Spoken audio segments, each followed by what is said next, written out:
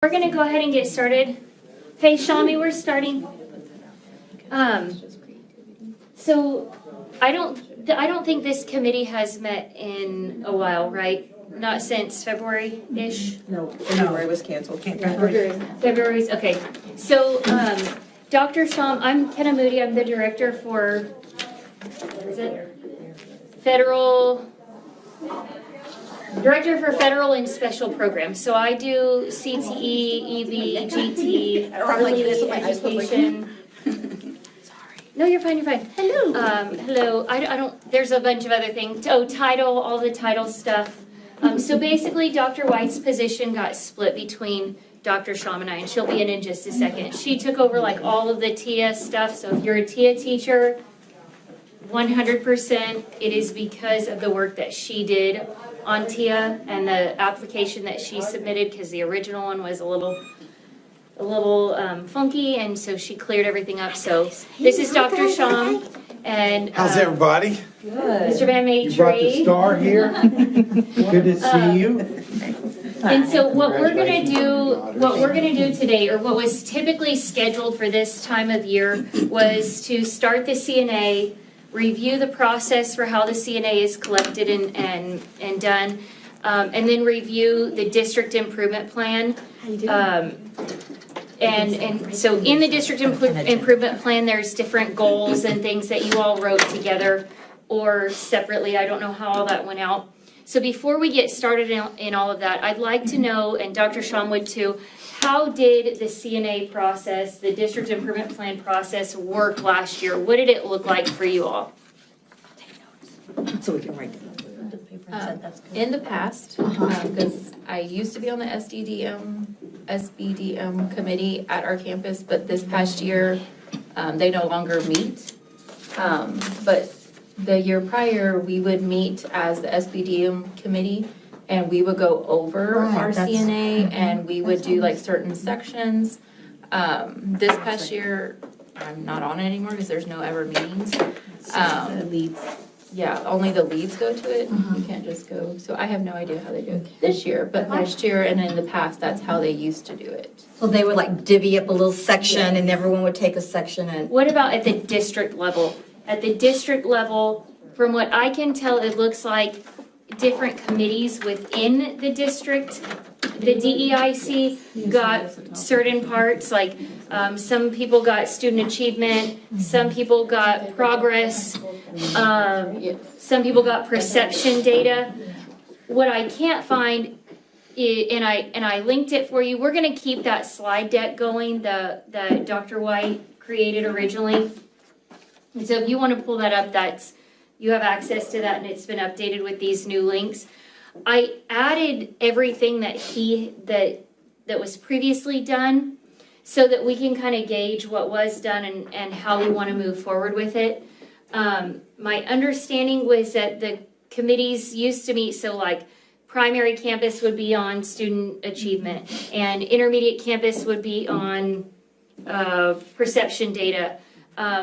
They would split up the sections. Okay, how did that go for everybody? Did we like that approach? Did we not like that approach? To me, it seemed to work. Like years ago, like we had to look at the whole thing. Yeah. And it just took like meeting after meeting. But then last year, it's like they did a section. So like when we met for Dr. White, we just kind of went over it real quick. And because like the campuses had already made their decisions, and we just like overviewed it.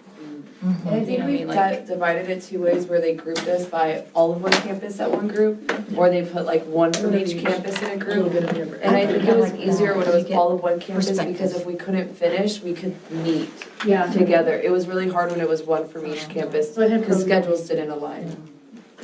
I like the idea of having multiple perspectives on something, but I also cannot imagine the scheduling conundrum that would become to get that done. So I kind of tailored today to like a mesh of those things. And I will tell you that I've never done a district improvement plan. I've done campus improvement plans as a principal. And so I'm looking at what was given as our district improvement plan last year. And I do have some clarifying questions that I think as a committee, we probably need to ask. So, and I just bring this one up because it's in academic achievement. And this is our previous years. This is in student performance, and it's on the goal of literacy. But the strategy, I think maybe our strategies moving forward maybe need to be a little more explicit in detail and what we're actually doing with them. Because, for example, this strategy says HQI amplify curriculum. But what are we doing with that? Are we checking for fidelity? Are we doing walkthroughs to monitor? Are we implementing 3 to 4 new assignments a week in Amplify? Are we requiring just the reading portions of Amplify? Or at the primary, are we doing the phonics portions as well? So I bring this up because when trying to decide the progress of them, it's kind of hard to determine progress because there's not necessarily, not that I'm saying this is the wrong way to do it, it's just different than what I'm used to. Did we buy Amplify? Yes. So are we done with that goal? I don't think so. So that's kind of where, and I stopped after goal 1, which is student performance. And then we'll look at goal 2 next time, and then goal 3, maybe 3 and 4 we'll put together, and then goal 5 we'll do. But the CNA is a whole nother monster that I wanted to get your feedback on.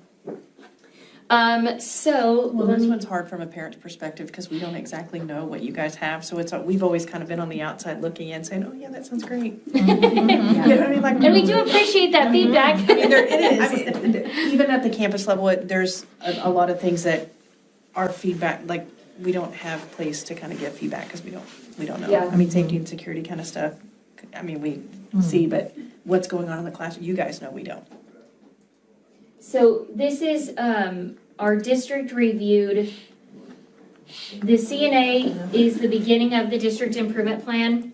And this is all of the work that you guys did as a committee. And it looks like, from what I can tell, that you guys literally did all of the work, which I appreciate because then I don't have to go back and type anything. But I will. And then here's the actual goals. And we're going to look over just goal 1 today and see if we like this process, if you guys have opportunity for feedback in this process, if it's something that we would want to do differently. So here's goal 1. Goal 1 is HQIM Amplify curriculum for the intermediate and middle school. I say that we're 80%, according to what's written, we're 80% embedded in that goal because we have it, we're purchasing it, and now we're in the process of monitoring and reviewing. Does everybody agree 80% would be? HQIM is high quality instructional materials. If you're not familiar, it's published by Amplify as a company. It's supported by TEA. And it's something that TEA is wanting to standardize essentially across the districts of Texas, which will be switching next year to Bluebonnet, but it's the exact same. It's just a name change. So we feel good about, we are 80% on the implementation of Amplify? Yes. Okay. HQIM Eureka, similar concern here. We bought it. What are we doing with it? We may want to indicate how we're going to measure that, what it's going to look like. Are we going to have walkthroughs? And I'm just bringing all of this up because when we write next year's district improvement plan, we'll want to include some of those details. Who's responsible? Or do we feel good about the 75% math teachers of the district? We don't do guiding math anymore, right? So that's, So that should be taken out, or? these, so I'll, The one in the middle. do we feel good on the 75% for Eureka? We're doing it. By the end of the year, we'll fully have finished 2 years in Eureka and in Carnegie. Okay, and then you'll notice things like guided math. I put NA in the system that I show because we've switched our focus from guided math to high quality instructional materials. Is there guided math opportunities embedded in that? sometimes if you work it that way as the teacher of the classroom. But that's not necessarily our instructional focus right now. We're focused on the implementation with fidelity of that high quality instructional materials. Sham, I wanted to see if you could speak to this one a little bit. The LASSO Strong Foundations Planning Grant, we created a framework for math. My understanding is that this would be completed because every campus has been trained in That would in be, the framework. yes. That would definitely be 100% completed. This one would be 100? Uh-huh. Okay, so I'll make note to go back and change that one. And this year, we were awarded the LASSO planning grant for reading. So we're gonna actually go through the whole process again. So, but yes, I would say that one is 100% complete. Okay. So then in our summative, we'll make note of that. Right. And then similar issue with this goal, strategic staffing. I didn't really know what to put here because it's talking about our instructional facilitators. And as everybody knows, our district is in a little bit of a crunch. And so we're still providing the excellent resources to our teaching staff and our students. However, we have consolidated a couple of those intended positions. So we had intended to have a math instructional facilitator on primary, intermediate, and middle school campuses. We've consolidated the primary and intermediate facilitator to one person, and they go between both campuses. And then the middle school position, that person became an assistant principal, and so we didn't refill that position. So I feel like we maybe need to remove that one for next year. And again, it kind of goes back to that measurement system. Did we hire some people? Yes. Did we put some people in that place? But now we need to maybe look at fidelity of implementation. What are they doing? How are they working with our staff? Are they leading PLCs on a weekly basis? That kind of thing, which they're fabulous. Thank you. You're welcome.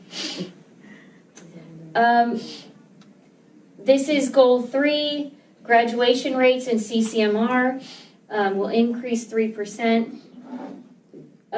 This P-TECH and ECHS are grants that are high school related. The P-TECH grant is in its first year of implementation. So we had a year of planning with P-TECH, and P-TECH is Pathway to Technology Early College High School. So we are getting our kids college credit in a specific career field. So let me, our P-TECH right now is currently designated just for welding. So our welding kids have the opportunity to learn to weld and receive an associate's in science in welding, and are then immediately marketable outside of high school with their associates and their D9 welding certificate. We are doing that through P-TECH for welding only. Now next year we will most likely add cosmetology and health science. Cosmetology is in its infant year, and so we weren't sure how that was going to play out with numbers, and there's a lot of acceleration that has to happen for cosmetology kids. They have to essentially be done with their core by their junior year. And so their senior year, they take government and economics, and then they're in a cosmetology lab the entire rest of the day. Unless they're an athlete or a band student, they have an opportunity to do that as well. So we removed that from P-TECH. ECHS, we applied for last year, we got it, and I should say that these are $100,000 grants, and you get that $100,000, and then there is nothing for it after that. You don't get any additional funding, you don't get anything else, and it takes 5 years to go through the entire process. So you have a planning year and then 5 additional years to be able to hang the plaque on your wall that says you're a P-TECH district or you're an ECHS district. So you have to prove for 5 years that you've met these outcome measures, these bonus measures, which means they have to graduate, some of them have to get an associate, some of them have to be career ready. There's a whole list of things. But ECHS we applied for last year. We are in our planning phase for ECHS, which we go as a district, if you're not aware, above and beyond in early college high school opportunities for kids. 2 years ago, we had 64 students enrolled in a dual credit class. As we sit in this minute right now, we have 708 kids enrolled in a dual credit class at the high school. So, and those are, some of them are non-TSI required, some of them are core content, some of them are in their welding course or their automotive courses, but we have 708 kids right now registered in a dual credit class, taking a dual credit class. I bet that number maybe dropped a little bit today because today was drop day. So that could be a possibility. That might have gone down a little bit. That's still, that really good. But we went 64 2 years ago, and the state, well, it may be federal, but the state for sure supported that initiative by passing something in legislation called FAST program, which allows all of our community universities to provide free tuition for economically disadvantaged students. So we currently are about 52% economically disadvantaged across the district. So if you just kind of round that to all of our high school students, about 50% of those 700 could go to school completely for free. Now we are on an even bigger advantage because Del Mar College and Coastal Bend College extended the FAST qualifications to all students. Our 708 students, the ones that go to Del Mar, the ones that go to Coastal Bend, are completely free tuition-wise. And we still pay textbooks, and they use codes now for their textbooks. We still pay for that, but the tuition itself is waived. And Tamook is where a lot of our core content students go that maybe aren't in a P-TECH or aren't in a CTE course. A lot of arts and humanities kids, band kids, athletes. Those students are at Tamook getting their 42 core. They can leave high school with 42 college credits and then declare a major as soon as they're out. They won't quite have their associates because associates take 60 hours, but they'll have their 42 core and would be able to go right into college in their major and their minor. So college could be a little more interesting. So this is year one, or this is just the planning? Is the planning considered? ECHS, we wrote the ECHS because we were already doing Okay. so much of that work. And so we were already doing that, so now we're just chasing the ECHS medallion. So would the planning year be considered part of the 5, or is it an addition? It's an addition. So 1 planning year, 5 designation years. And in the planning year, you have to make sure your compliance. We meet 4 times a year with TEA and make sure that we've got all of our ducks in a row and we're doing everything that we need to be doing. So that's P-TECH and ECHS. So I put there that we're 50% of the way because we're still in planning for ECHS. We're all the way into implementation for P-TECH. Really cool things happening for our kids. But that in particular is a really neat thing. And then our counselor and senior advising PGP endorsement plans, we are working with TEA right now through what's called an MOA audit. And that audit was given to us in September. In September, there were some things that we got picked one of 25 schools in the state of Texas. I mean, we're very special at getting those audits, like a lottery system. And in that audit, one of the things that was identified is our 4-year planning system needs a look. We need to take a look at that for our 8th graders and our current freshmen. And so we are revising that process completely and implementing a new process as of this year, as of this month. So we've been in the planning phase of that new process for almost the entire year, but in particular this last month, we're hitting it pretty hard and heavy. Is that new software or? We're going to be using something called EduThings, but before the students ever see anything or the parents see anything in EduThings, you'll get a hard copy of what a 4-year plan would look like for the kids. So you could see, like my own personal child's a sophomore now, but had I seen that her senior year, her practicum for her program of study would be 2 credits, maybe non-dual credit 2 credits. If I'm a GPA chaser, which I'm not, she's not in the top 10, she won't be in the top 10, but I could have chosen a different program of study that might have given me that dual credit pathway for her in that program of study. And so we want parents to be able to make those informed decisions prior to their freshman year.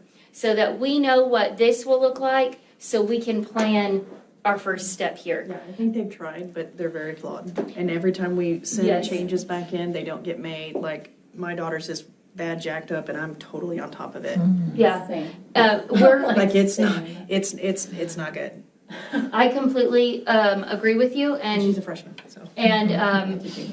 TEA also agrees with you. And I am not surprised. so we are in the process of working through that audit to completely rearrange that process. And so parents of current 8th graders, and we will probably, yes, that'll be good. Yes. Current 9th graders and up will have similar processes, but it'll be in a small group with their counselor instead of in an initial phasing, because they're already into their programs of study for most of them. And then every student, starting with this current group of 8th graders, and we could do this now, will have in their junior year a remediation opportunity of that 4-year plan to make sure that we're getting all of our credits, that we're doing what we said we were going to do, and that they're on track. But that process is currently being rewritten. So parents should see a whole bunch of communication coming out from particularly the middle school here pretty soon. And what they're waiting on is me. I've got to finish the course guide, but our coastal bend classes changed, so there's something, and we added a stats classes, so I've got to redo some things. So as soon as that is done, it'll go out to parents. In part of that process, are there any programs going away? Not currently. We're not sunsetting anything except what was sunsetted by the state. And then some of our, like architecture and construction, we're restructuring that, so it's still the same premise, but it's going to be under the engineering pathway now. So some of those things, they're being restructured, but if a kid wants to do X, Y, or Z that we currently have, they will be able to. Animation is another one that got repurposed to software development and video game design. They're going to do and follow the same standards, but it'll be sort of repackaged in a more succinct program of study. So it'll I'm not go. looking to take anything away unless the state takes it away. And currently, to my knowledge, there's nothing we still have one more year in, the programs of study are released every 2 years. So we still have one more year in this cohort of programs of study. Typically what they'll do, if they're gonna sunset something, they'll start sunsetting the IBC for it, the certificate, the industry-based certificate. So like for floral design, they can get a level 1 floral design certificate, that's their IBC. They would sunset that certificate first before they would sunset the class, and that kind of signals to you like, okay, something's changing here. Nothing like that has come out to my knowledge. Nobody So. wants to get halfway through it. And be like, Right, oh, they don't right, right. right, What am I gonna right. do? 'Cause I know And it's happened even before. if they do sunset something as of right now, like that would be our current sophomores would be, or our current freshmen would be affected. We would still carry the same course request guide according to those kids. We would follow that out. If they were already in it, they would stay there. Unless they wanted to switch, like cosmetology, we had a lot of kids who wanted to switch into it because it was new. Next year, we're starting education, grow your own, and so by their junior and senior year, they'll be able to work in our classrooms. Volunteer to grow people. Yeah, so our kids in their practicums in their junior and senior year will be working with our current teachers. They'll be student teaching in those classrooms. That's good. And then in addition, they can work at TMPM and actually get paid. They can be paid practicums. So we are trying to bring in more teachers, but we are starting that. So if we had a current sophomore who saw that program of study and was like, oh, I missed it, they could still sign up, and then we would double up 1 or 2 of their CTE courses to get them caught up. It would be really hard for a junior or senior who's already in their program of study pretty deep, but we will work through those processes. But we didn't add education until December, so even our current 8th graders don't know about it. Part of the 4-year planning part of the 4-year planning that's about to occur with our high school counselors going over is reviewing all of those programs of study again. And then when they meet with the kids, they're going to meet with them in groups of interest. All of our 7th graders in our CCR class, and we're hoping to finish our 8th graders, took a career interest inventory. And so we'll pull those interest inventory results. And anybody who chose teacher will say, hey, we started teaching. So if they want to do that. So that's why that one is blank there, because we know we have a lot of work to do there, and we're working through that. So there's no circle there for that one. Also for this one, I didn't know that I have the right information, but this was about staffing. And we did not hire an assistant director of special education. We hired a full-blown, full-on director of special education, and she has done some restructuring in the staffing of this special education department.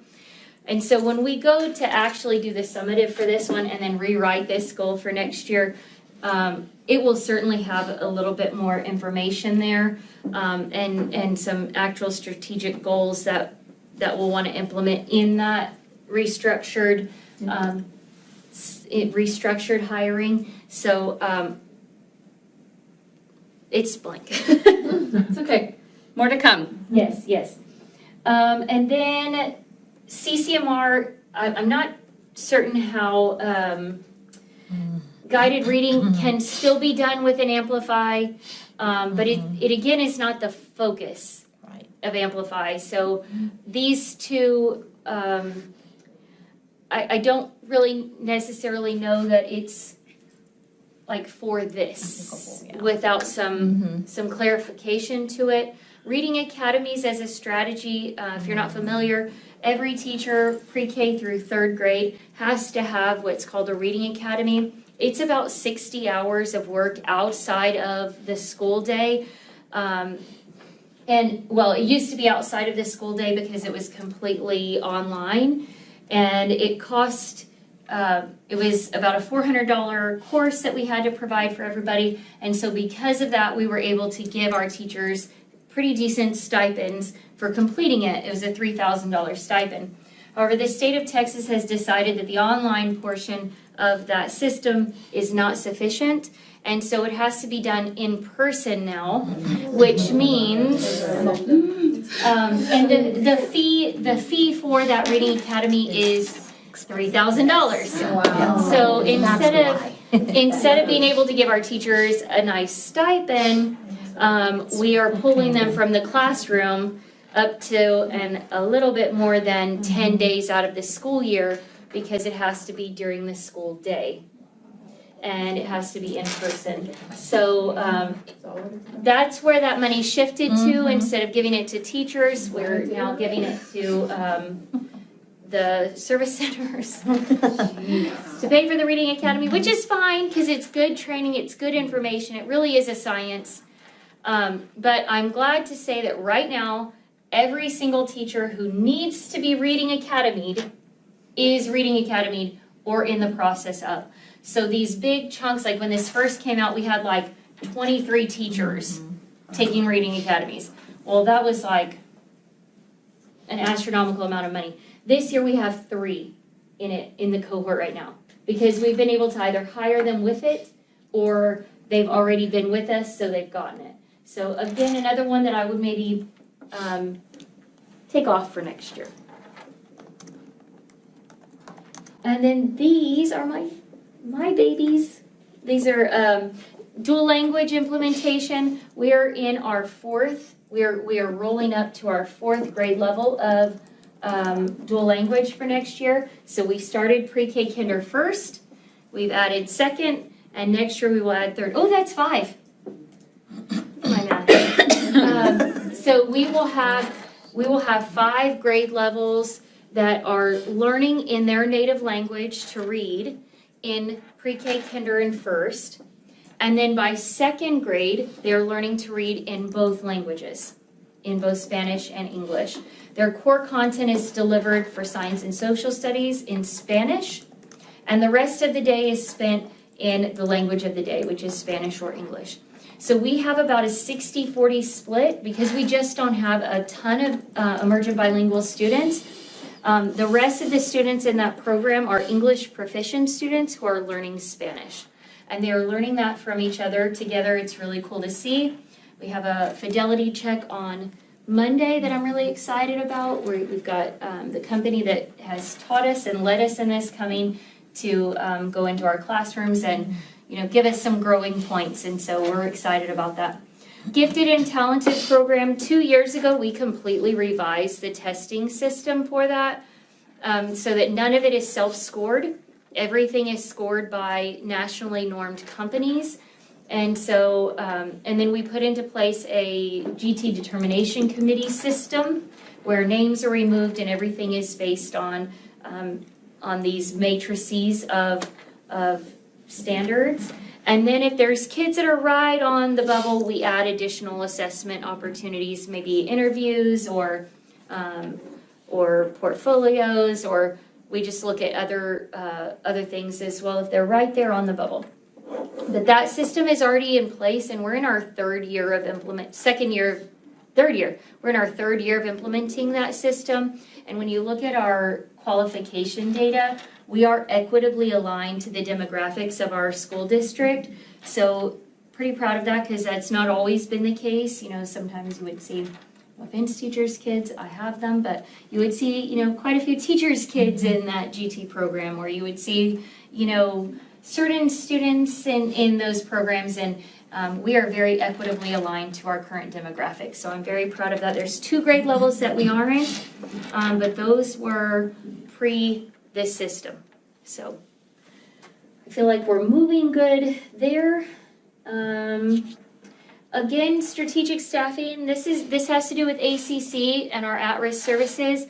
Our at-risk director is also our principal now at our most at-risk campus. So 100% of the students that are at ACC are considered at risk for dropping out. That's how they get to go there, because they have risk factors that would push them in a direction of dropout, and that's a preventative measure. So it makes so much sense that our at-risk director would run that campus, and that's going fabulously, so that might be another thing that we could drop off the list next year.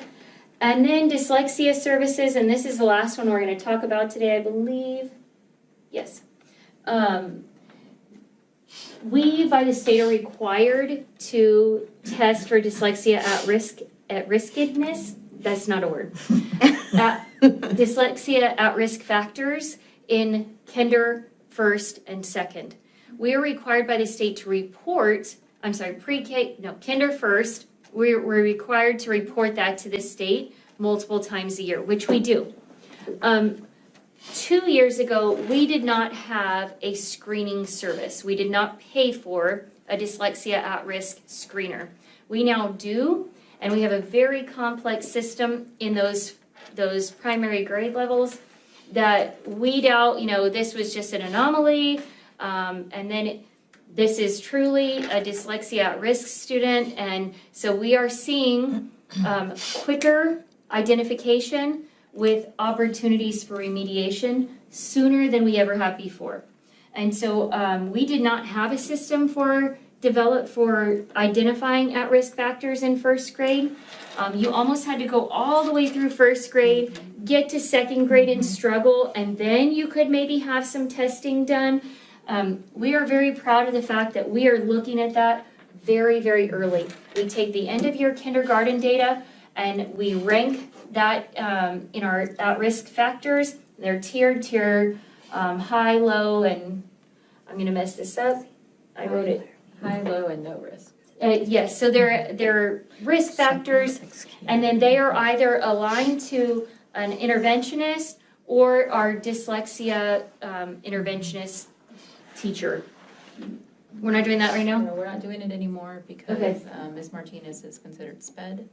Yeah, we don't have a dyslexia teacher. We don't have the dyslexia being able to do like interventions with Okay, but you guys are That serving worked in that role? lovely last year, but it I didn't know that we had changed that, and it's No, February. it changed this year just because Ms. Martinez She go does over. like half her day as resource and then half is like dyslexia services. Okay, I wasn't aware of that, but thank you for letting me know. So maybe we do need to revisit this one.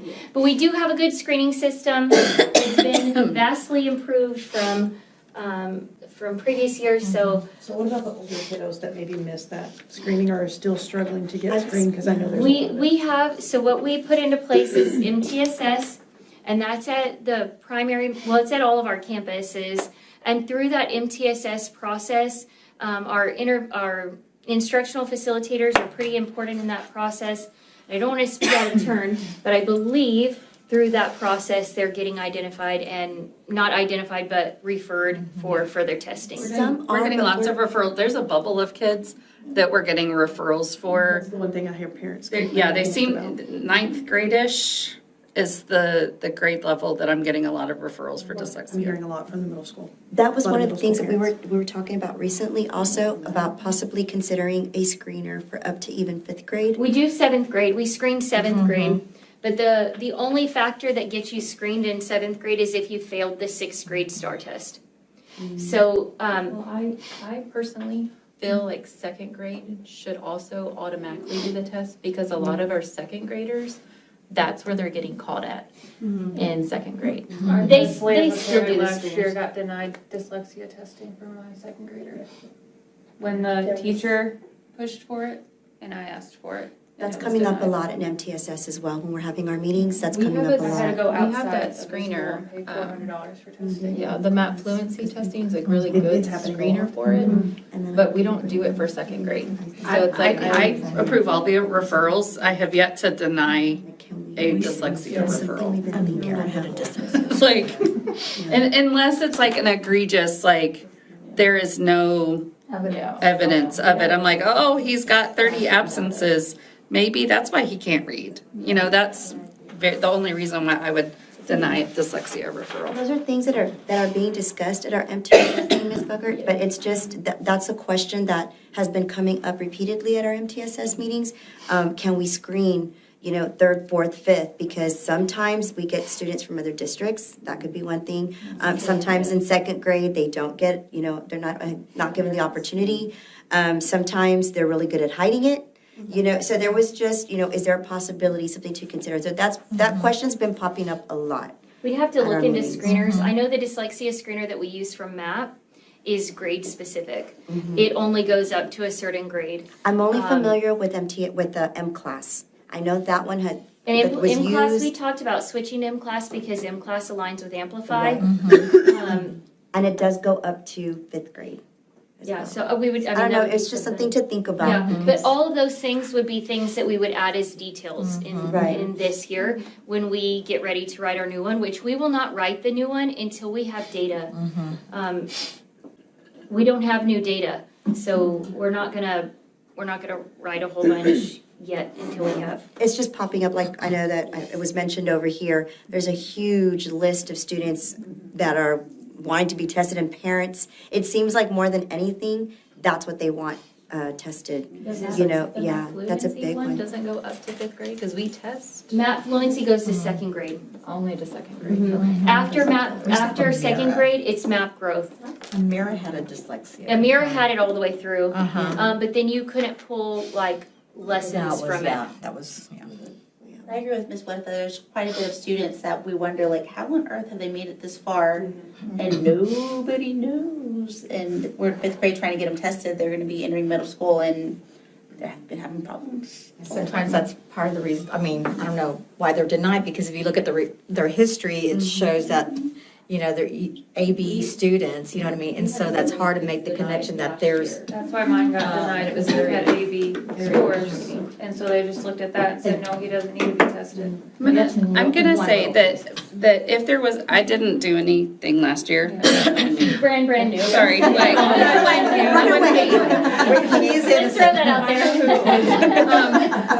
But I will say that I have sent them back to campuses for more data. Because sometimes I want to see work samples. I want to see the nitty gritty of things because grades are deceiving. And sometimes I just need a conversation with somebody about, okay, tell me more. So all of that to say our whole dyslexia referral, because now every dyslexia, a screener can do one thing, but then it really does need to go through MTSS. And then that referral process is going to change next year because after doing a lot of reflection and soul searching, campuses are the experts, and I am not a gatekeeper. So if a campus and an MTSS committee feels as though this is a quality evaluation, then I shouldn't be the one approving or denying. Does that make sense? So our whole referral, it's been a year-long process to get to. But if it lands in my lap, all I'm going to do is look to make sure it's compliant and then move on, kind of thing. We need to take you out to a big dinner at the end of the year. I love steak. Earned. And I will tell you too, the MTSS process, the state has given us a lot of leeway to do a lot more with that process than we ever used to be able to do. Used to, we couldn't assign any accommodations through RTI or MTSS. Now we can, as long as we can prove that we're using that accommodation in a classroom. I'm using the wrong word, aren't I? No, accommodation, is correct. yeah. Now we can do that in a classroom through MTSS, and we weren't able to do that for a long time. So you may see too, administrators saying, well, you know, even if they do qualify, we can still provide this service for them under this umbrella and get that service going quicker. Yep. And hopefully mitigate having to have a referral. But if it doesn't, and we still see the struggles and they're getting these accommodations, then that's why we then push to the referral. So that may be something that you would hear too. Like, you know, we're really gonna try out this accommodation, which is what we would give them if they were identified anyway. And so you may see some of that. Well, and that also gives us data to, like, after we do the evaluation, and let's say they do qualify for dyslexia, do they, and this is what happens a lot of times whenever you get older in regards to dyslexia, they have already habituated a lot of things and been able to generalize to cope, which is why you would see those decent grades. My daughter has dyslexia. She had a very disjointed program and has learned how to cope, right? So I would test her for dyslexia. 1,000% would qualify for dyslexia services. No, not services. She would qualify as a student with dyslexia. But because of her skill set, her maturity, she would not need specialty designed instruction under special education. So if we are in, like at secondary specifically, we're really trying to build out our MTSS and guide all of the teachers on how to do interventions outside of a SPED referral, outside of a 504, so that, like, I mean, Samantha's not a 504, but if she wasn't, she could still have accommodations that she would get on a 504, even though we have a eligibility of dyslexia. Does that make sense? So it's not necessarily that you would qualify for special education services because she's already got A skill set. all the things that she has created, and I'm spell glad check you is her said friend. that, because sometimes I think that there's a misconception that they have to be identified in order for them to receive any type of accommodation. And I'm glad that you said that, because sometimes, like, and I'll give you an example, the oral administration, sometimes just hearing it, you know, and is it something that we can do through MTSS? Yes. You know, at least in the meantime to help them, but, Well, and not just for the meantime, but to see if that works. right. So by the time they do get a referral, if oral admin didn't work, we're not gonna put that in their IEP. We're gonna try something else. We're gonna move on to a different accommodation. There's also some other shifts and changes, which, like, I haven't even had a chance to tell Ken and Allison yet, but that's also going to start tracking our MTSS in a little different way. That will also then speak to 504, and it will also speak to IEP. And I just got the email this afternoon. And so That'll great streamline the referrals. correct. And there's a whole referral piece to it too. So the whole process will be we'll be able to track accommodations across the board, which is something that we were supposed to have been doing like in 2019. And we're not tracking accommodations, but it's fine. We're going to start next year. And we've noticed with the school transitions, like from second to third, what was second grade doing? And then what's got lost as they transitioned? And then even from fifth to sixth, you know, so those are things too. And we were talking about that with Ms. Naranjo at the last MTSS meeting we had. You know, where's that flow? What happened in second grade that we can continue in third? Because, and we were talking about that, like, can we have that alignment? We We're getting there. got We're it, getting the there. email today, just so y'all know. It might be And a little the good bumpy, thing is that but we have Shelby at both campuses, so she's kind of able to kind of guide us, oh, no, this student, we know, you know, X, Y, and Z. So, but we're on board. Let us know and what we there's have to also do. some changes coming to 504 that is also going to address continuity. So it's kind of a whole revamp. So, yeah, it's really, I'm so thrilled. Like, I can't even, I've been That's some good badgering. news for you. You're doing a great job. It might be really hard though for the next like 4 months, just so y'all know. So if you see me looking a little haggard, it's because I slept and realized I didn't sleep. 2 steaks. Okay, so I just Or wanted steak and to, dessert. for our next meeting where we really will dive into this, the CNA, which that should be 2020, no, we're looking at 25, 26. it should be 2025. This is what I'm seeing as what we used. Am I not logged in? I'm logged in. I mean, It says you're signed in. That's what we're gonna do. That, Okay. it's right there. Yeah, we're gonna do that. You're gonna get access to it. I just did this. I don't know why it's not working. Am I on the right one? Yes. What does the arrow in the top right mean? Surprise. Try. Yeah, there's an error. Oh, I do have an error. I don't know. Huh. Okay, okay, let me just keep, I had to re-sign in, and then I just signed in. but it since she's shows not I'm signed signed in. in. Okay, I well, literally just we're signed in. coming Maybe to you don't have the, access to that document. I created the document. Cooper, it's Cooper. It is Cooper. It might Every just time be saying anything we're goes tired. wrong, we say it's Cooper, the past superintendent. Cooper, stop Well, it. does anything work on it? Yes, they work. Yeah. There you go. I just did this like an hour and a half ago. So I know Who it knows, should work. Candace? Okay, well, that one link that I need to show you isn't working, so we'll review it the next time. But that's where we'll assign. Dr. Shaman, I really want to dive into the process a little bit deeper before we ask you guys to dive into it. Just because we don't fully understand what the vision was for it and where it was intended to go. And so when you read some of the summaries, you can tell that it's written by different groups of people with different interests in mind. And so that's what I was planning to show you, but I can't.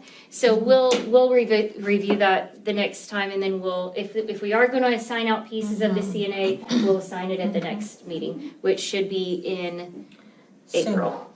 Yes, April. And we'll send out information on the next date for that.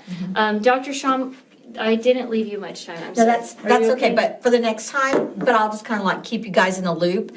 Yesterday, we met with our TIA steering committee, and the reason we all came together is because we are now looking at expanding our TIA. So we went through phase 1, which was just our reading and our math teachers. It says teacher incentive allotment, right? Yeah, teachers that have Sorry. Here we go. And so in February, we received notice that we are a fully approved system for that phase.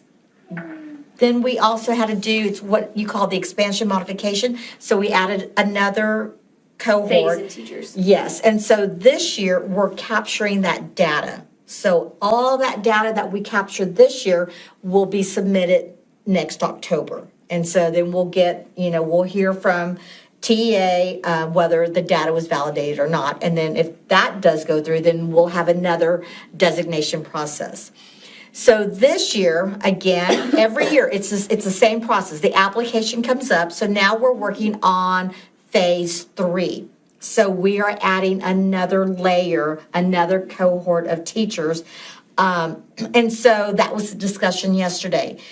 You can also go, we're going to expand that part, and then we have to talk about the student growth measure that we're going to use for every content area. But we're also talking about modifying, and this is what the steering committee talks about, the weight. Right now, it's 40% T-test, Which is our evaluation system. Yes, 60% student growth measure, whatever it may be, whether it's MAP, Circle, Texkia, STAR, the weight is 60%. So there's been some conversation about maybe changing that. Maybe it's T-test 30%, student growth 70%. So yesterday, we just had a conversation about all the considerations that we want to take into account for this new application. That due date is April the 15th. So right now, what I have those committee members is they're going back to their campus and they're taking those specific areas of consideration and getting some input. And so once we gather all that data, then we'll either do like a survey where the committee members vote, and then from there, it'll go to our superintendent, who really has the final say. So right now, we're just in that process. So once we collect all that data, I will come back and share all of that information with you guys and let you know, just to be transparent and let you know what's taking place in that area. Okay? And that's it. That's all I have. Any other questions or anything that you guys want to bring up to the committee? Or Concerns or anything that we need to. We always have snacks. I'm just kidding. No, that is a joke at every meeting. It's like, I know. hey, what's going on? There's no snacks here. Anyway, You so don't even have a thought I budget, right, Kim? I know we don't. Surprised we have matching vendors. It probably is because we So would am always I. have No, I'm just kidding. good old days. Sorry. But you're so appreciated. Yes, yes, Well, we hadn't said it yet this meeting, Yes. so. I love it. So I appreciate you guys and your patience with us as we're kind of Navigating. navigating how this system is going to work. And it was historically ran by one person. And so she and I have been working very closely with that one person for a long time. And we feel like we have a pretty good handle on the intention behind this committee. But we also have very different styles. And so we'll try to take what we think works and bring it all together. We're not in any huge hurry on the CNA or the DIP because we don't have any new data. We don't have any meat to sink our teeth into. And so while that was on the historical calendar of events, we just wanted to make sure that we were figuring out how that was being done previously and make sure that we at least get that good at it. I do remember last year, I went to Melanie, they were doing their site base, and she basically did that, broke it up into groups. And so actually it was kind of like a round robin. You would look at this objective or whatever the strategy was, and you I would think that was for write. the campus ones though, right? Yes, we and just so did our you campuses. would write down, like scratch out or add, and then you would rotate to another We've done it We both took a ways, section. goal, and then, okay, and that's what we did. And We just did ours I just last had week, like too. little, Well, and I'll Memory. continue reviewing goals 2 through I 4, kind of like 2 that, through because you went 5. to every, reviewed. But when I started looking at goal 1, I thought, They're not strategies. It's almost like they need to be like SMART goals. yes, we need to To we need to measure, revamp. how do you measure that you're It's actually the what, making but not progress? Yes. You know? yes. And so we want to make sure that we complete that thought on that strategy. Right. So I kind of felt like I just wanted to show you why we were going in a little bit of a different, not a U-turn, but like a little veer in a different direction. And so I, again, appreciate your work. I have no idea what time TMPM closes. Anybody know? 6. Okay, so then I'm still good. Okay. So if y'all want to keep talking, we can keep talking because my kids are in daycare. So she was. But thank you guys, thank you for being here. We'll send out notification for the next meeting. And parents especially, thank you guys for being here. You know, you don't always know what is happening, but certainly ask, because sometimes we don't know what's happening either, and you're right there with us.